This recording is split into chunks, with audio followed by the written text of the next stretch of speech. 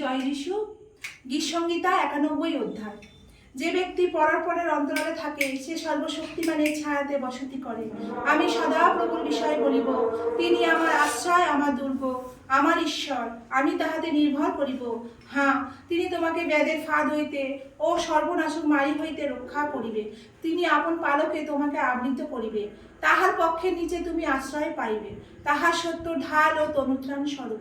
তুমি ভীত হইবে না বাতির তাস হইতে, দিবাসে উদীয়মান স্বর হইতে, তিমির বিহারী মারি হইতে, মধ্যাহ্নের সাংঘাতিক ব্যাধি হইতে। করিবে তোমার পাশে 100 জন, তোমার দক্ষিণে 10 জন, কিন্তু উহা তোমার নিকটে আসিবে না। তুমি কেবল সচক্ষে নিরীক্ষণ করিবে, দুষ্টগণের প্রতিফল দেখিবে। হ্যাঁ সদাপ্রভু, তুমি আমার আশ্রয়। তুমি পরাপরকে আপনার বাসস্থান করিয়াছ।